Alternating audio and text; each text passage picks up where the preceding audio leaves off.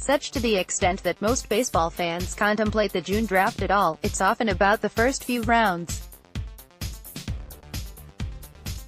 The players at the top are, rightly, thought to be the most likely to dent the MLB roster.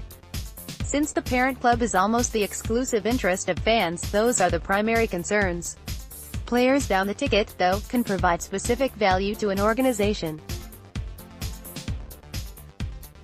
This piece looks at two positive trends along those lines from last June's Cubs draft. Many of the selections between Albert Almora Jr. Theo Epstein's first selection for the Cubs, and Edmund American, 35th round, 2018, have been to refurbish a Cubs pipeline that had been badly misused. In 2012, the hitting and pitching were well substandard at pretty much every level. It takes time to retool both sides of a pipeline. Even the well-regarded days with Chris Bryant, Wilson Contreras, Kyle Schwarber, and others banging away in the system, plenty of spots on both sides were far weaker than they should have been. The plan has largely been to get hitters first, with pitchers in bulk later. The 2016 and 2017 selection classes were primarily pitchers, as pitching still lagged. Until the pitching staff and offense are both regularly contributing when needed, the system isn't where it's needed to be for a fully functioning system. The Dodgers and Cardinals are there, because they have generally drafted well the last 5 decades. It takes getting to the point where both halves are self-sustaining, and it takes proper maintenance afterward. That has been a bit of a repeat that I don't think is made often enough. The Cubs pipeline has work to do still, because developing 8 or 9 good affiliates is hard to accomplish. As 29 other teams are trying to do the same, some years won't work as well as others. One action the Cubs made in 2018 that has made the pipeline better is drafting a first baseman in June. No, really. The selection of Tyler Durna as a first baseman in round 15 of 2018 as the Cubs' first designated first baseman signed in the draft since Kelvin Freeman in 2013, round 17.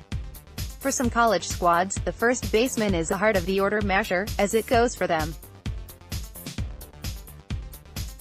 On other teams, a freshman plays first base, then moves to another spot the next season when a different position opens up. The Cubs have recently leaned toward having catchers or infielders fill in at first, leaving the position as tenuous as the occasional DH option. Durna has been a solid and reliable hitter for South Bend early, and has saved runs, shortened innings. He's also a rather smart base runner, though not necessarily fast. With minor league infielders still getting used to the speed of full-season ball, Durna has been quite useful at preventing errors in South Bend. This gets pitchers off the mound sooner. That he's among the leading hitters on the team upgrades the offense, as well. Where's the downside? By opting to go with Durna, the team opted out of a similar type of pitcher, or other position player. Is the best draft class possible. As other things are being upgraded every June, adding a valid first baseman every June seems a small step toward progress.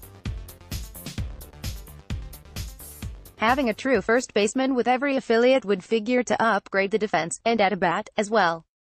I remember reading once where Willie Mays noted first base, which he played some late in his career, isn't easy to learn. It's easier than center field, but many youngsters grow up playing their primary position and need 8 or 10 years to be good at it. The nuance of first base needs to be learned, which implies a learning curve. Asterisk, asterisk, asterisk. One other topic for the day is the South Bend Cubs outfield. While Cole Roederer was the primary name to watch, the Cubs have 4 outfielders in Michiana that are playing to the level of the league. 2 regulars from last season's team are no longer professional hitters. Chris Singleton was released, and Brandon Hughes is being converted to pitching. This time around, Cole Roederer, DJ Artis, Nelson Velasquez, and Jonathan Sierra have all provided offense and defense worthy of the league. As usual, none are left fielders by trade. Artis was a 3-year college center fielder. Roederer was a compensation pick in last June's second round. Velasquez was selected in the 5th round in 2017 out of Puerto Rico. Jonathan Sierra has been a long-term international player since his signing in the 2015-2016 cycle. Sierra has a hit in his first 11 full-season games. His first homer was the team's first. Artist has 11 walks at a time when second place on the team is a tie at 3. Roederer's numbers lag the rest of the foursome, but he's driven in 7 runs while being 2 years younger than the pitchers he faces. Velasquez leads the squad in average, slugging, and, unsurprisingly, ops. By adding 4 outfield bats in the first 10 rounds, the Cubs addressed a need in the draft. Third-rounder Jimmy Herron is in advanced A. Second-rounder Brennan Davis is still in extended spring training. Adding quality players from a variety of styles and positions in the early rounds of the draft, a team can balance out a draft class. 2018's was as balanced as any in Epstein's Cubs tenure: 5 pitchers, 4 outfielders, and 3 infielders. They won't have 12 tries this time, but by attacking both offense and pitching in June, the Cubs could finally get where they should have been when the regime change happened.